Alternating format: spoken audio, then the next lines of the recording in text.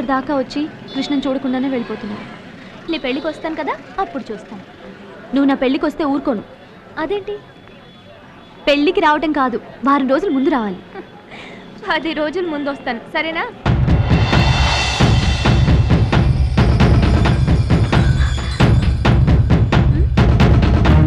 ఏయ్, కృష్ణ వచ్చాడు. ఎక్కడ? అక్కడ.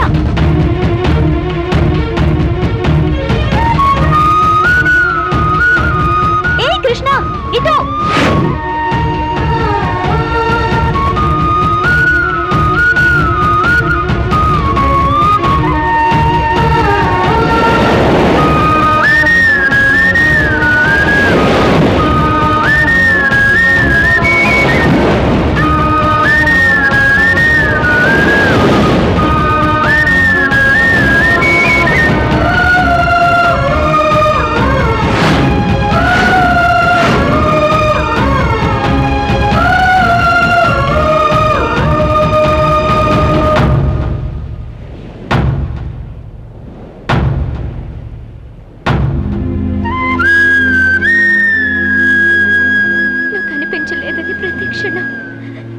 ఆందోళన చెందుతున్నా ఎప్పటికైనా మన ప్రేమ మనని కలుపుతుందని నమ్మకం ఉండేది.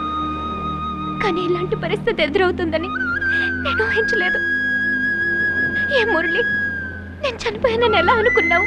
సుప్రియ, నువ్వు చనిపోయావని నమ్మడానికి కారణం మీ నాన్న, ఈ ఫోటోని చూస్తూ బాధపడుతున్నా మీ అమ్మ, నీకు యాక్సిడెంట్ అవడం, అది మా రఘు చూడడం, నువ్వు చనిపోయావని నమ్మడానికి సాక్ష్యాలయ్యే నాకు కావచ్చు. కానీ దూరమైనంత తక్కువ టైంలో ఇంకొకరిని పెళ్లి చేసుకునేంత దగ్గర అవుతావు అనుకోలేదు. నిజం చెప్పాలంటే సింధు తండ్రి మర్చిపోవడానికి, తన పెళ్లి ఆగిపోవడానికి కారణం నేనే. చూడు, నువ్వు ప్రేమకి జాలికి తేడా తెలియకుండా మాట్లాడుతున్నావు.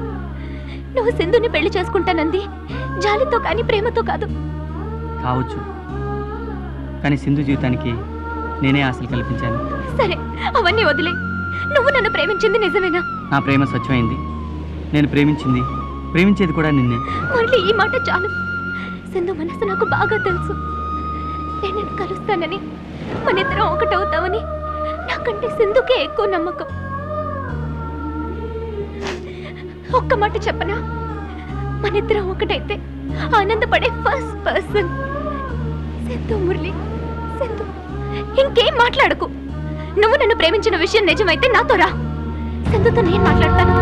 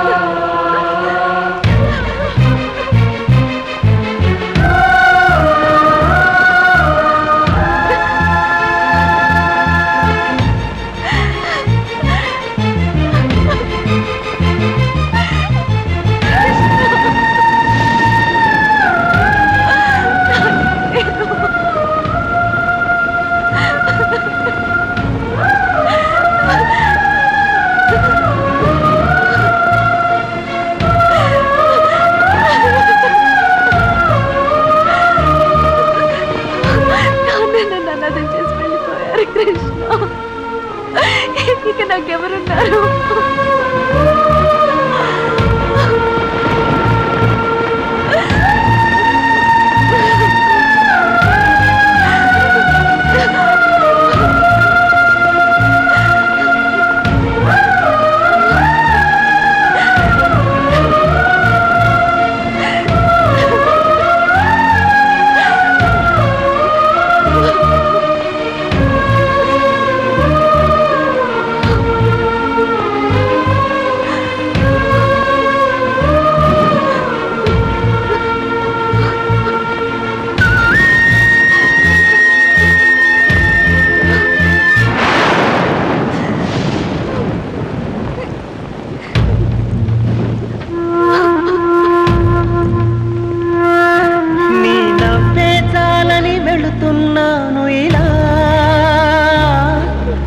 నువ్వే నిన్నటి కలవని తెలిసాక